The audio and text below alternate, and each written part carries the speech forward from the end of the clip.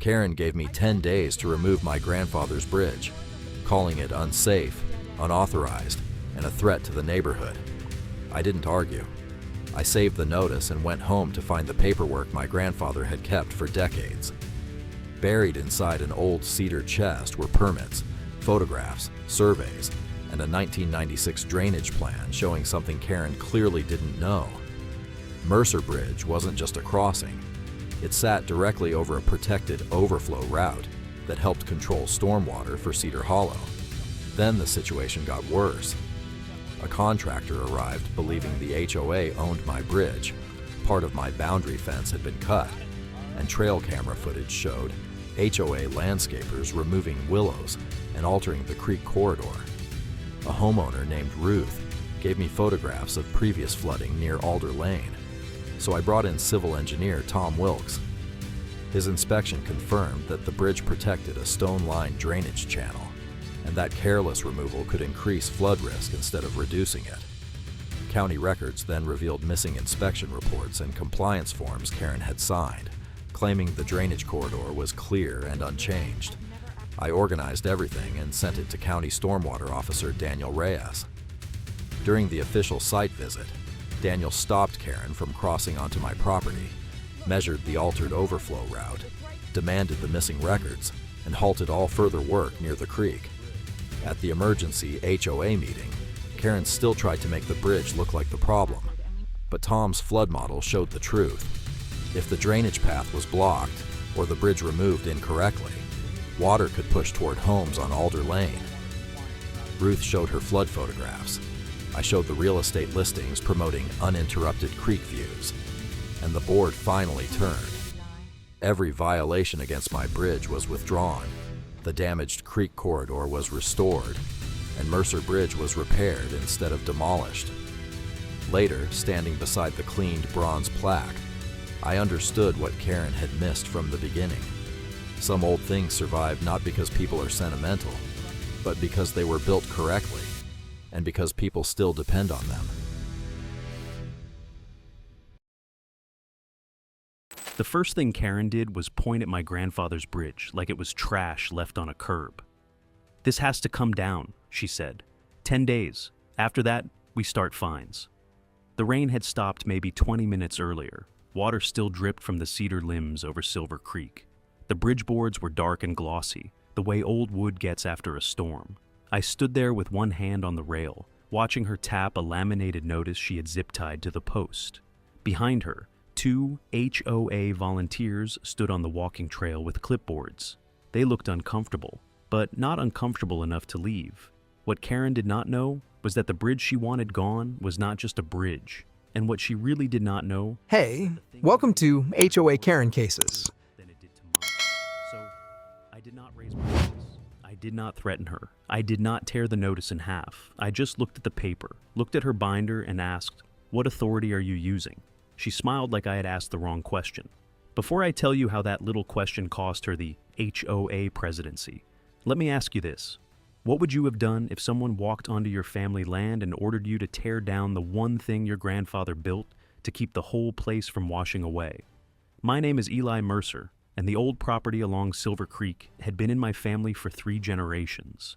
I drove out there that morning in my old blue Ford pickup, tires crunching over wet gravel, coffee cooling in the cup holder. The air smelled like mud, pine needles, and rainwater.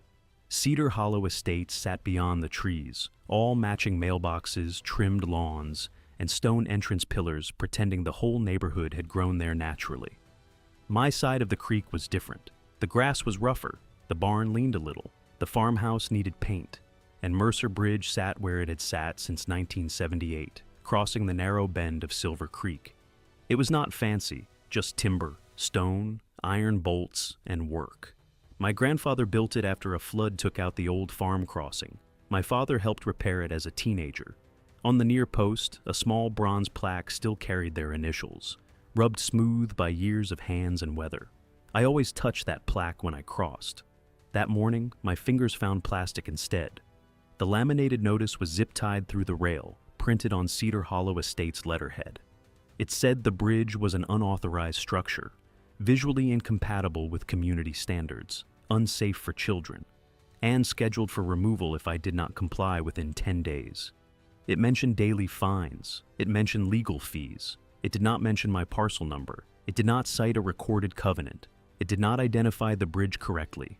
That was when the woman in the cream raincoat stepped from the trail and introduced herself as Marjorie Klein, HOA, president of Cedar Hollow Estates. After that, she was Karen.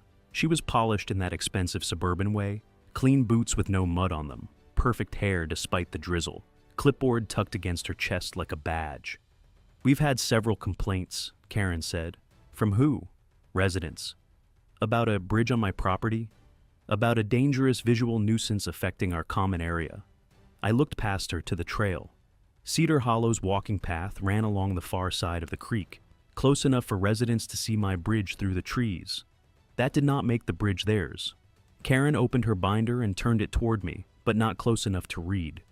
"Our standards require natural harmony along the creek corridor. My land is not in your HOA. It impacts our HOA. That is not the same thing?" Her smile tightened. One of the volunteers stared at his shoes. She said, "You people always think old paperwork matters more than progress." That told me almost everything I needed to know. I took out my phone and photographed the notice. Then I photographed the zip ties, the rail, her shoes on my side of the posted line, the envelope lying in the wet grass, and the two volunteers watching from the trail. Karen's chin lifted. "Taking pictures will not stop enforcement," she said. "No," I said, "but it will make the timeline clearer." She studied me then, probably deciding whether I was angry enough to make a mistake. I was not. I had spent too many years inspecting county bridges and drainage crossings to get emotional in front of someone holding bad paperwork. I cut the zip ties carefully with my pocket knife, folded the notice without creasing the header, and slid it into my truck. Karen said, "You have 10 days. I said, "Old paperwork is exactly where I'm going to start." That evening, I went home, opened the cedar document chest my father had left me, and found a folder in my grandfather's handwriting. Slower, bridge, creek, easement, do not discard. That night, I sat at the kitchen table and started reading the paperwork my grandfather had saved for exactly this kind of fight. The folder smelled like cedar, dust, and old rain. Its edges had gone soft from age. Inside were deeds, county permits, folded survey maps, black and white photos, handwritten notes, and one yellowed envelope sealed with a paperclip. My grandfather was not a lawyer. He was a carpenter, farmer, and the kind of man who believed a pencil belonged behind the ear and a receipt belonged in a drawer forever. But he understood land. He understood water. And most of all, he understood that a handshake was good. But a recorded document was better. The first permit was dated 1978. That was the flood year.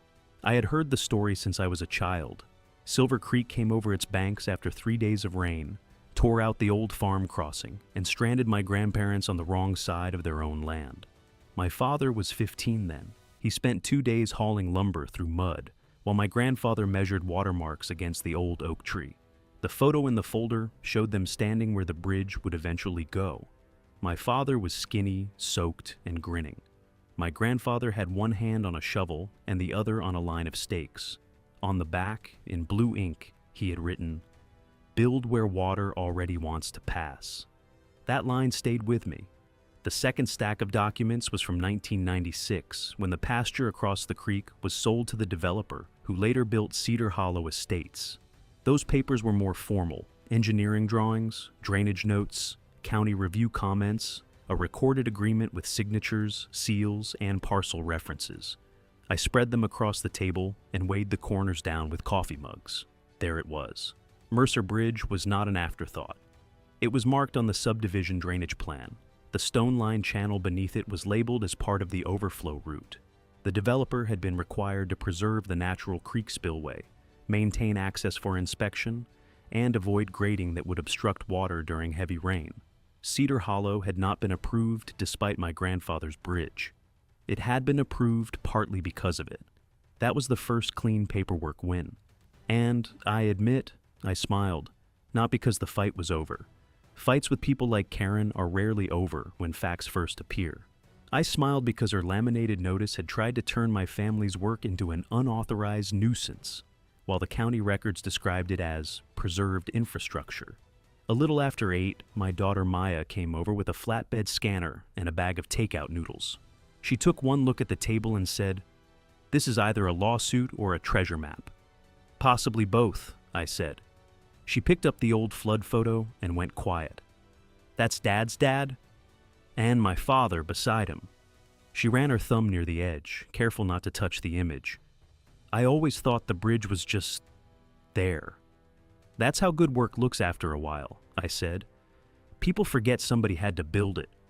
We scanned everything: permits, maps, agreement pages, photos, even the envelope. Maya labeled the files with more patience than I would have managed. Every few minutes, she looked toward the window where the darkness hid the creek and the bridge beyond it. "Is this worth fighting?" she asked. I knew what she meant, not legally, emotionally.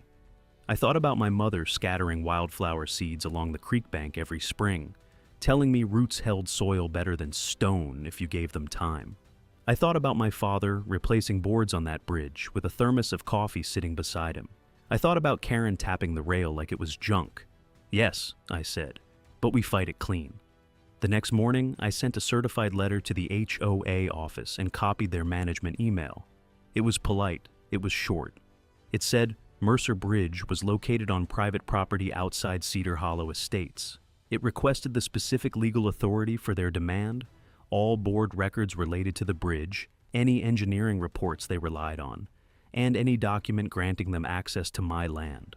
I also warned them not to enter, alter, mark, inspect, or contract work on the bridge without written permission. Karen replied within an hour, "Your hostile response has been received. The association remains committed to resident safety and community standards. Continued obstruction may result in additional remedies." I printed the email and placed it in a binder. Then, just before dinner, another message came through. The HOA had scheduled a contractor to evaluate removal options on my property the following Monday. By Monday morning, Karen was done writing threats and had decided to send someone to my gate. By sunrise on Monday, I had the blue Ford parked beside the locked farm gate. The sky was pale and low, the kind of morning where fog hangs in the weeds and sound carries too far. I had a thermos on the hood, my binder on the passenger seat, and a county parcel map folded in my jacket pocket. The gate was chained, the private property sign was clean, and the trail camera on the sycamore had a fresh memory card. I was not there to block a road. I was there to make sure no one confused politeness with permission. At 7:12, a white contractor truck rolled up the gravel shoulder and stopped near the gate. A man in a reflective vest stepped out, holding a clipboard. Karen arrived 30 seconds later in a silver SUV, dressed like she was supervising a municipal project. "Good," she said, as if I had shown up for her convenience. "You're here." "I own the gate," I said. "That happens." The contractor looked from her to me and back again. Karen gestured toward the bridge beyond the trees. "He needs access to evaluate removal. He can show me the work order first." The contractor handed it over faster than Karen liked. I read the top line twice. Cedar Hollow Rear Amenity Bridge. That phrase was almost impressive in its dishonesty. Not Mercer Bridge, not private crossing, not parcel number. Cedar Hollow Rear Amenity Bridge. I looked at the contractor. "Who told you the HOA owned it?" He swallowed. "I was told it was part of the common area." Karen cut in. "It serves the community corridor." "No," I said. "It is visible from your trail. It does not serve your trail." She took a step toward the gate. "We have maintenance authority over features affecting resident safety." I pointed to the survey stake near the fence line, then to the posted sign, then to the map I unfolded across the hood of my truck. "This is the Cedar Hollow boundary. This is my parcel. This is Silver Creek. The bridge sits here. If you have authority, it should appear in writing somewhere. A covenant, an easement, a maintenance agreement, a court order, something." Karen's eyes flicked to the contractor, who had stopped making notes. She said, "You're making this unnecessarily adversarial." "No," I said, "I'm making it accurate." The contractor shifted his weight. "Ma'am, I can't cross a locked private gate without the owner's permission." Karen's expression did not crack, but it hardened. "The structure may be unsafe. Do you have an engineer's report?" "We have resident concerns." "That is not an inspection." For the first time, I saw real irritation move across her face. Not embarrassment, irritation. She had expected me to argue like a cranky old landowner. Instead, I was using language her contractor understood. She tried another angle. "Children use that trail," she said. "If one of them wanders onto that bridge and gets hurt, the liability is enormous." "The trail is on your side of the creek," I said. "The bridge is behind my fence." That fence was deteriorating. I turned and looked toward the old split-rail boundary. A section near the creek had been removed, not fallen. The posts were cut clean, fresh tire marks pressed into the soft ground beside them. Beyond that, brush had been trimmed back in a wide swath I had not authorized. I said nothing for a moment. Karen mistook my silence for uncertainty. "We improved that area last winter to reduce hazards. You removed a boundary barrier. We enhanced visibility." I took out my phone and photographed the missing posts, the tire marks, the disturbed soil, and the contractor's work order. Each camera click sounded louder than it should have. The contractor handed the clipboard back to me. "I'm going to mark this as no access, ownership disputed." "Ownership is not disputed," I said, "but thank you for not trespassing." Karen's mouth tightened again. "This is far from over." I believed her. After they left, the gravel still settling behind her SUV, I walked down to the old sycamore and pulled the trail camera card. The camera faced the fence line because deer liked that crossing, and teenagers sometimes liked it more. Back at the house, I loaded the footage onto my laptop. 2 weeks before Karen's notice, 3 landscapers in Cedar Hollow shirts had cut brush along the creek. They had pulled willow saplings, removed fence rails, and stacked trim branches near the overflow area like they were cleaning a park. The footage raised a bigger question than who touched my fence. What exactly had they changed along Silver Creek? Frame by frame, the story got worse. The first clip showed a landscaper dragging willow limbs away from the creek bank. The second showed another worker using a brush cutter along the fence line. The third showed the little utility cart they used to haul mulch down the trail. In the fourth clip, one of them rolled a decorative boulder into place near the bridge approach. At first glance, it looked like landscaping. Clean edges, open views. The kind of work an HOA could brag about in a newsletter. But water does not care if a creek bank looks tidy. I paused the footage and zoomed in. The willows they removed were not random brush. Their roots held the soil near the overflow notch. My mother used to point to those willows when I was young and say, "That's the creek stitching itself together." Now someone had pulled stitches out and called it beautification. I printed stills from the camera and walked the creek line with the 1996 drainage drawing rolled under my arm. The air smelled like wet leaves and fresh mulch. That was the first bad sign. Mulch belonged around flower beds, not piled where stormwater needed to spread. Near the bridge, the ground had been compacted by tires. The bank showed fresh scars where roots had been torn out. The HOA's new metal trail edging narrowed the overflow path by several feet. The decorative boulders looked harmless, but they sat exactly where the old plan showed. Water should fan out during heavy rain. Pretty landscaping in the wrong place can be as dangerous as a wall. I knelt by the creek and pressed my hand into the mud. It crumbled too easily. Without the willow roots, the bank was already loosening. That was when I heard a woman's voice from the trail. "Are they really taking it down?" I looked up. An older woman stood on the Cedar Hollow side, one hand on the trail rail, the other holding a small terrier leash. Her face had the careful look of someone who did not want trouble, but had already lost sleep. "I'm sorry," I said. "Are you asking about the bridge?" She nodded. "I'm Ruth Hanley. I live on Alder Lane, the low end." I knew the street from the drainage plans. Alder Lane sat where stormwater would go if the overflow route failed. "What did they tell you?" I asked. Ruth looked toward the bridge. "That you refused to modernize it. That the old crossing blocks proper drainage. Karen said the HOA was trying to prevent a safety problem, but you wouldn't cooperate." There it was. Karen had already started the neighborhood story. I could have unloaded every document on Ruth right there. I could have told her the HOA had removed vegetation, narrowed the overflow path, and misrepresented the bridge to a contractor. But people under pressure do not need a lecture first. They need to know whether you are going to treat their fears seriously. "Have you had water near your house?" I asked. Her shoulders dropped a little. 5 years ago, big storm. It came halfway up my back steps. The HOA said the creek was just unusually high. Do you still have photos? She blinked. Yes. Somewhere. If you're comfortable, send them to me. I'm trying to understand exactly what has changed. She studied me for a long second. You're not just fighting because it was your grandfather's? No, I said. I'm fighting because old things sometimes exist for reasons newer people forgot. That afternoon, Ruth emailed 6 photos. In each one, muddy water spread across the back of her yard. One showed water pooling near the same low swale marked on the 1996 plan. Another showed the creek almost touching the trail edging. I printed those too. By then, the binder was no longer just a defense against an HOA notice. It was turning into a timeline of risk. I called Tom Wilkes that evening. Tom was an independent civil engineer I had known through county work years earlier. Dry humor, sharp eye, not easily impressed. I need you to look at a private timber bridge and a creek overflow route, I told him. How bad is it? He asked. The bridge is probably fine. The people around it are the problem. He came out the next morning, wearing mud boots and carrying a flashlight, probe rod, and measuring tape. He walked the deck once, crouched at the rail, then climbed carefully down the bank to look underneath. For a long minute, I heard only creek water and the scrape of his boots on stone. Then Tom looked back up at me. Whoever wants this removed, he said, has no idea what they're standing on. When Tom looked beneath the decking, he found the part of the bridge Karen had never bothered to understand. Tom stayed under the bridge for nearly 20 minutes. That alone told me something. Engineers do not linger under ordinary trouble.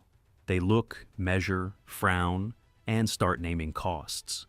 Tom moved slowly, shining his flashlight along the stone channel beneath the decking, tapping old masonry with the end of his probe rod. Finally, he climbed back up the bank and wiped creek mud off his hands. The timber deck is the least interesting part of this thing, he said. He pointed beneath the bridge.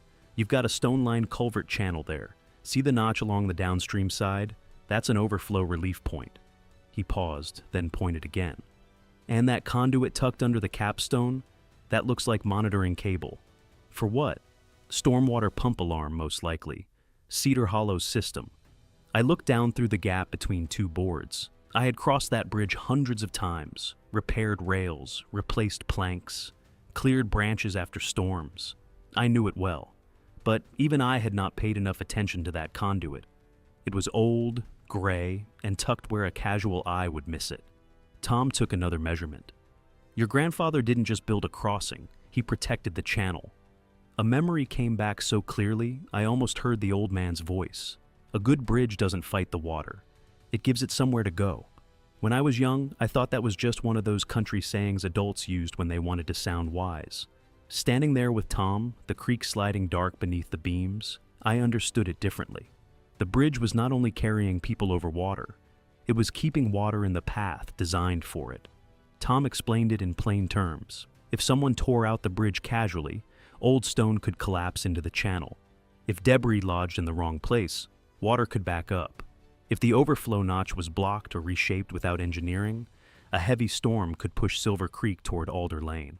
The homes on that low side? I asked. First in line for trouble. The anger that moved through me then was different from the anger I felt when Karen tapped the notice. That had been personal. This was colder. She was telling residents I endangered them while pushing a plan that might endanger them for real. Is the bridge unsafe? I asked. Tom shrugged. It needs work. 2 stringers should be replaced before winter. Guardrails are outdated. Deck boards are weathered. Then he looked back under the bridge. But demolition? No. Repairable is not dangerous. That sentence went straight into my notes. Repairable is not dangerous. By late afternoon, Tom agreed to write a preliminary letter. Not a full report yet. Just enough to state that the bridge appeared structurally repairable, that the drainage features beneath it required further review, and that removal without an engineered replacement plan could create downstream risk. Before he left, he looked toward Cedar Hollow's manicured trail. Somebody made this place prettier, he said, and less honest. That evening, Karen made her next move. A neighborhood-wide email reached me because Linda Park, a newer board member I barely knew, forwarded it with a short note. I think you should see this. Karen's email was polished. Residents, the board is aware of ongoing obstruction by the adjacent landowner regarding needed safety improvements near the creek corridor. While we remain committed to protecting the community, Refusal to cooperate may delay action and increase costs. She did not name me directly, but she did not have to. She mentioned aging private structures, children's safety, storm impacts, and legal remedies. She made herself sound responsible, and me sound sentimental, cheap, and reckless. Maya read it at my kitchen table and looked up sharply. She's turning the neighborhood against you. She's trying. That doesn't bother you? It bothers me, I said, but it does not change the documents. I printed the email, punched holes in it, and placed it behind Tom's letter. Then I wrote one response to the management address only. All future allegations regarding Mercer Bridge should be directed in writing. Please preserve all records related to bridge removal, creek corridor landscaping, stormwater inspections, contractor communications, and resident notices. That was not a threat. It was a net. Then I filed a county records request for Cedar Hollow's recent drainage inspections, maintenance certifications, and any approved alterations near Silver Creek. The county records arrived quietly, but what they did not contain said more than what they did. The first thing I noticed was the gap. Cedar Hollow had submitted annual stormwater compliance forms, just like the 1996 agreement required. The forms were tidy: dates, checkboxes, signatures, management stamps. On paper, the HOA looked responsible, but the supporting inspection reports were missing. 1 year missing could be a filing mistake. 2 years could be sloppy management. 4 years meant someone had been checking boxes without keeping proof, or worse, checking boxes without doing the inspections. The most recent form had Karen's signature at the bottom. I set it beside Tom's notes and my creek photos. Then I read the statements aloud to myself. Overflow path clear, bank stable, no unauthorized grading or obstruction, no material changes to drainage corridor. Each line sounded worse than the last. The overflow path was not clear. I had photos of boulders and mulch narrowing it. The banks were not stable. I had fresh erosion where willows had been removed. No unauthorized grading, tire ruts and compacted soil said otherwise. No material changes. The trail camera had recorded the changes in color. That was another paperwork win, but not the satisfying kind. It was the kind that makes your stomach tighten, because now the problem has moved from arrogance to possible cover-up. 2 days later, Linda called me. Her voice was low, like she was standing in a hallway. "I'm sorry to bother you. This is Linda Park from the Cedar Hollow Board. I know who you are. I received your packet. I had never seen the 1996 agreement before. That sentence did a lot of work." "What were you told?" I asked. "That the bridge was abandoned, dangerous, blocking improvements. Karen said the old owner refused access for years." "The old owner was my father," I said. "He died 3 years ago." There was silence. "I'm sorry," Linda said. "I didn't know." I believed her. She sounded too worried to be performing. She told me the board had been discussing something called the Cedar Hollow Nature Corridor, a project meant to make the creek trail more attractive.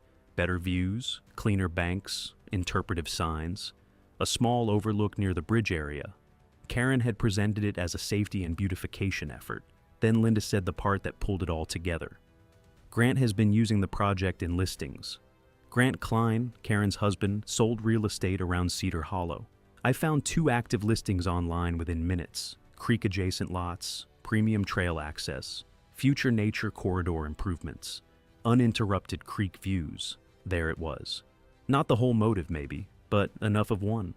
Mercer Bridge interrupted the view. Its old split-rail boundary reminded residents that the creek corridor was not entirely theirs. Its drainage function came with maintenance responsibilities.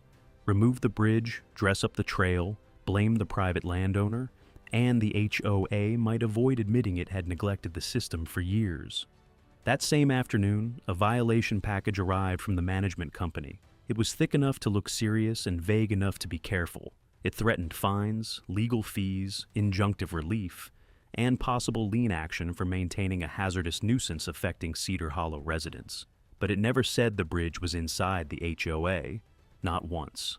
That omission mattered. Someone had realized the boundary problem and tried to write around it. I read it twice. Then I wrote my response. The packet I sent back was not emotional. It was organized. Section 1, Deed and Parcel Map. Section 2, 1978 permit and photos. Section 3, 1996 subdivision agreement. Section 4, trail camera stills. Section 5, current creek photographs. Section 6, contractor work order misidentifying the bridge. Section 7, Tom's preliminary letter. Section 8, Ruth's storm photos, included with permission. I copied Karen, the management company, Linda, and the county stormwater office. I sent hard copies by certified mail and digital copies by email. Maya helped me label every file. You know this is going to make her furious, she said. Probably. You seem calm about that. I'm not sending it to make her calm, I said. I'm sending it so she can't say she didn't know. The next morning, my phone rang. This is Daniel Reyes with County Stormwater Compliance, the voice said. I reviewed your submission. I need to conduct a formal site visit. I looked through the kitchen window toward the creek. When? Friday morning. I agreed. When Daniel Reyes called to schedule a site visit, I knew Karen would try to turn even that into a performance. The county came with maps, not opinions. That was the first thing I liked about Daniel. He did not arrive angry. He did not arrive friendly. He arrived procedural, county truck, measuring wheel, clipboard, rolled plans, mud boots. The kind of man who trusted documents only after the ground agreed with them. Friday morning was gray and damp. Silver Creek moved low and steady under the bridge. Tom arrived 10 minutes early. I had the gate unlocked but closed because access and permission are two different things. Karen arrived with an audience, 2 board members, the management representative, Grant, and Linda Park, who stood slightly apart from the others. Ruth watched from the trail with her terrier, pretending to be out for a normal walk. Karen wore a navy coat and carried her binder again. Daniel, she said brightly, thank you for coming. The association's concern has always been the private hazard created by this aging bridge. Daniel looked at his clipboard. I'm here to inspect the protected drainage corridor and review possible alterations near Silver Creek. Karen's smile held, but only because she forced it.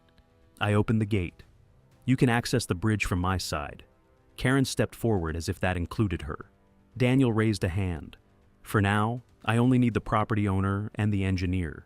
Everyone else can remain on the trail side until asked. Her face changed for half a second. Not enough for most people to catch. Enough for me. The property line finally mattered. Tom and Daniel worked slowly. They measured the width of the overflow route. They checked the stone-lined channel. They photographed the decorative boulders, the mulch berm, the missing willow roots, and the cut fence posts. Daniel compared each point to the 1996 drawing. Karen kept trying to narrate from the trail. That area was overgrown. Daniel wrote something down. We improved visibility for residents, he wrote again. The bridge itself is the safety issue. Tom, still crouched near the channel, said, the bridge is protecting the channel. Karen looked like she had bitten something sour. Daniel asked, were any permits obtained for work in this corridor? The management representative cleared his throat. Routine landscaping would typically fall under maintenance. Daniel looked at the boulders. Moving stone into an overflow route is not routine mowing. Linda's eyes shifted toward Karen. Ruth heard it too. I saw her hand tighten around the leash. Then Daniel asked for the annual inspection reports. Karen said, the management company maintains those. The management representative said, the board provides site information for compliance submissions. One board member said, I thought the landscaper handled creek checks. Daniel waited until they stopped passing the responsibility around. I will need the actual reports, not just certification forms. No one answered. The creek made the only sound for a moment. Then Daniel moved under the bridge and pointed his flashlight toward the gray conduit tucked beneath the capstone. Who authorized removal discussions without utility clearance? Karen said. We were only evaluating options. I handed Daniel a copy of the contractor's work order. He read the line, Cedar Hollow Rear Amenity Bridge. Then he looked at the contractor, who Karen had apparently invited to support her version. The poor man looked like he wanted to dissolve into the gravel. Daniel asked him, who identified it as an HOA amenity? The contractor glanced at Karen. That was how the job was described to me. Karen said quickly, that was a preliminary label. The contractor shook his head. I was told the association controlled it. That was the moment the air changed. Until then, some of the residents watching from the trail may have thought this was a stubborn landowner versus an overzealous board president. But mislabeling private property to a contractor sounded different. Missing inspection reports sounded different. Decorative boulders in a drainage route sounded different. Daniel closed his folder. "Until further notice," he said, "there is to be no additional work near this creek corridor. No clearing, grading, removal, replacement, or access changes." He looked toward Karen.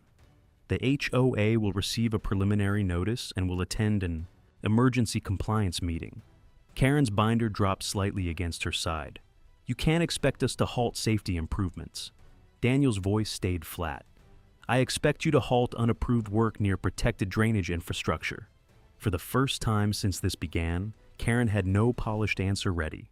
Karen could not stop the county notice, so she turned her attention back to the neighbors. Karen's next email was her most careful one yet. It arrived 2 days before the emergency meeting with the subject line, "Important Creek Corridor Safety Update."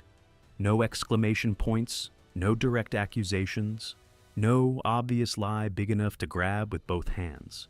Just polished language arranged to make Cedar Hollow residents nervous. Due to outside interference, necessary safety improvements near the creek corridor have been delayed. The board is working with county officials to minimize cost exposure while preserving community standards and resident safety. She did not mention the county's halt order. She did not mention the 1996 drainage agreement. She did not mention the missing inspection reports. She did not mention that a contractor had been told my bridge was HOA property. It was a beautiful little piece of omission.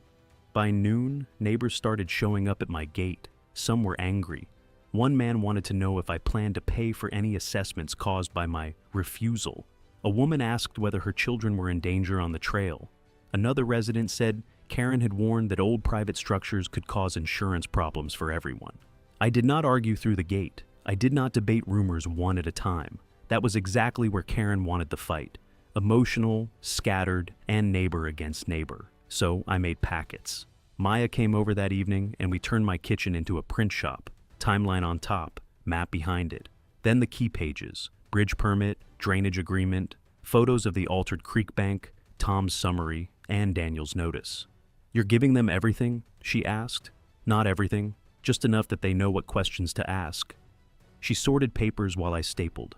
The printer hummed, rain tapped lightly against the window, and the smell of warm toner mixed with coffee.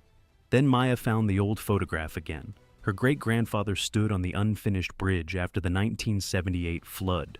Muddy boots planted wide, one hand on a post, smiling like a man who had solved a problem with his own 2 hands. My father stood beside him, young and soaked and proud. Maya held it up. "This should go in." I hesitated. "That's personal." "So is what she's doing." She was right. We placed the photo on the final page with one caption, "Built after the flood, so water would have a safe path." The next afternoon, Karen called. I let it go to voicemail. Then I listened, took notes, and called back with Maya sitting across from me. Karen's voice was smooth. "I think we've both allowed this to become more adversarial than necessary. That's one way to describe it.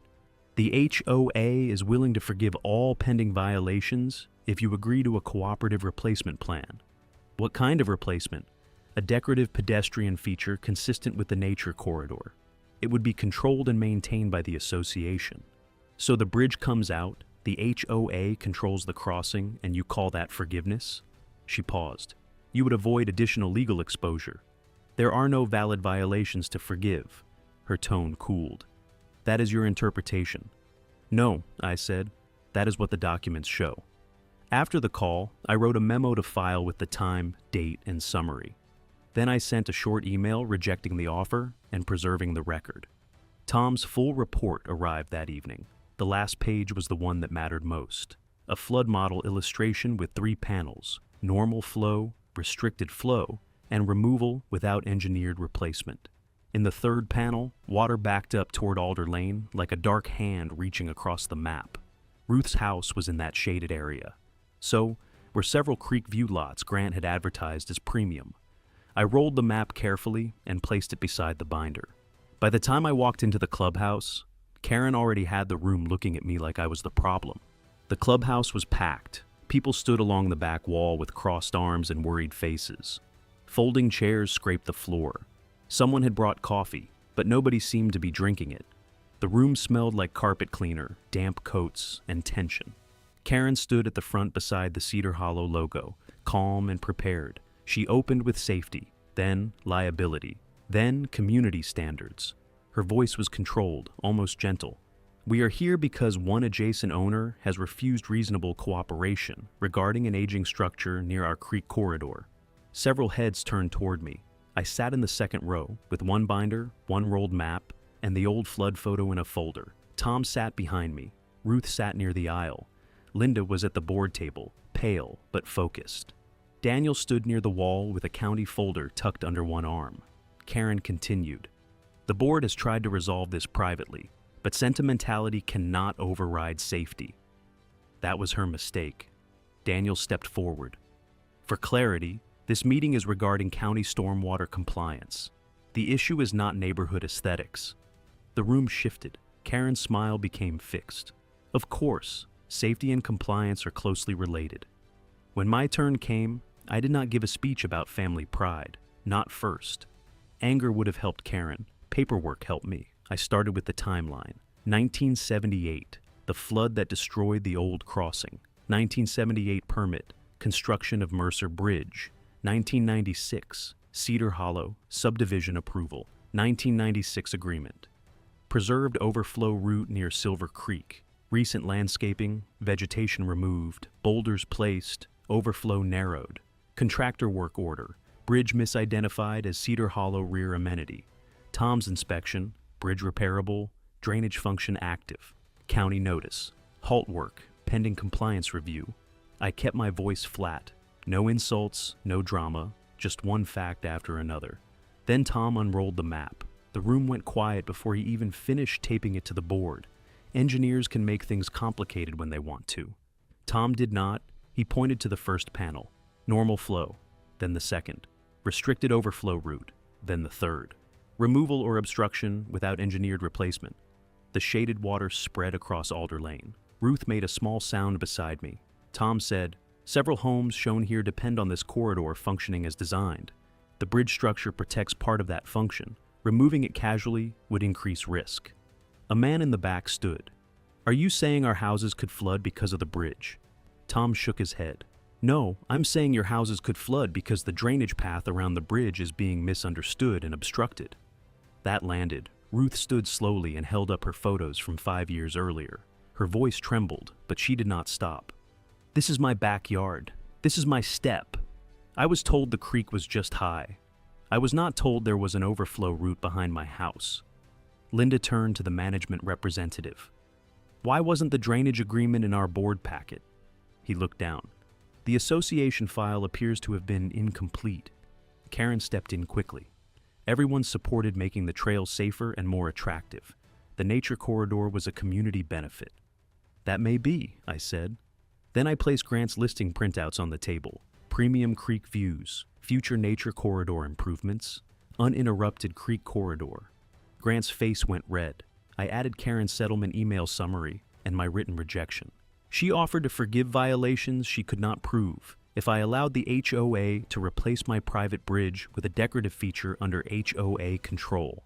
The room changed again, not loud, worse, quiet. That is the sound of people realizing they were used. Karen tried to recover. "This is being twisted. The board acted based on the information available." Daniel opened his folder. "The county will require a restoration plan for the altered drainage corridor. Failure to comply may result in penalties." Linda stood. "I move that the board withdraw all violation demands related to Mercer Bridge, cooperate fully with county stormwater compliance, produce all missing records, and begin restoration planning immediately."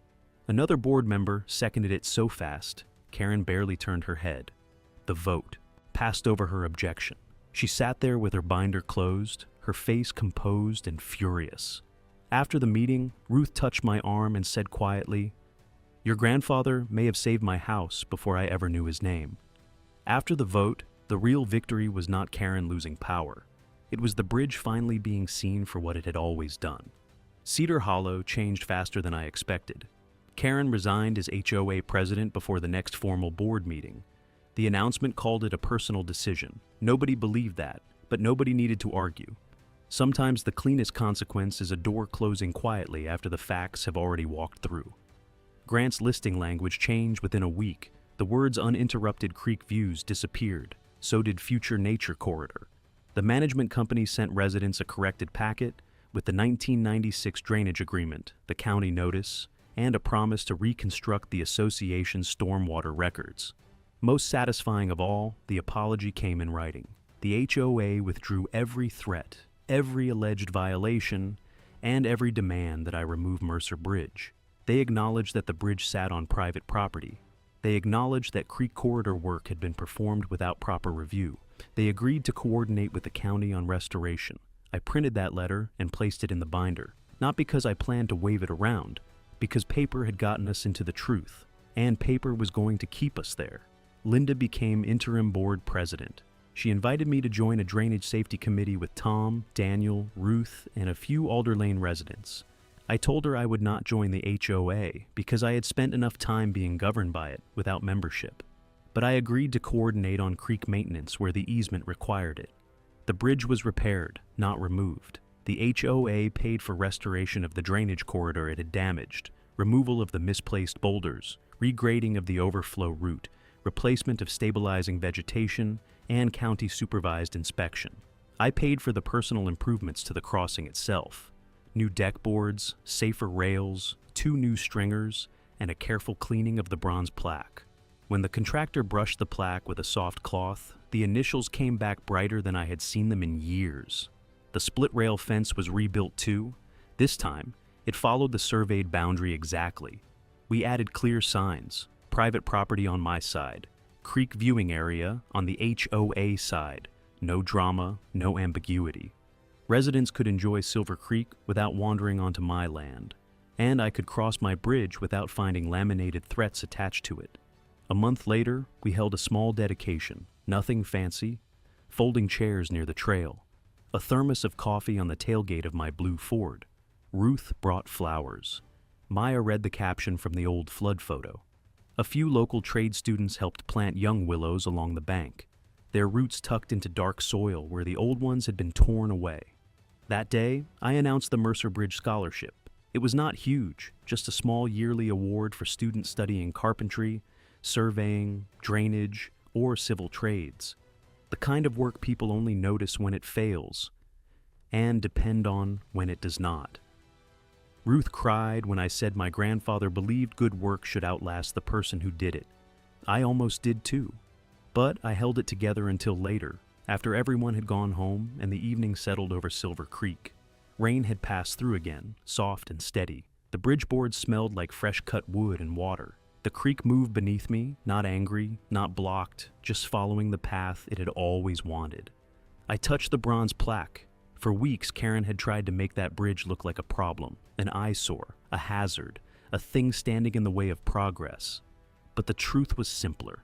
The bridge had stayed quiet while it protected people who did not even know they depended on it. That was the lesson I carried away from the whole mess. Some people build power out of titles, committees, and threats. Other people build things that still work 40 years later. And when those two kinds of people collide, documentation matters, patience matters, knowing what you own matters.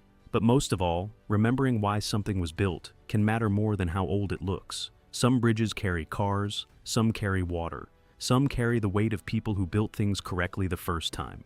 And if an HOA ever tells you old paperwork does not matter, that is probably the first paperwork you should go find. If this story made you think of someone who confuses authority with ownership, leave a comment. I would love to know what you would have done standing at that bridge with Karen pointing at 10 days on the notice.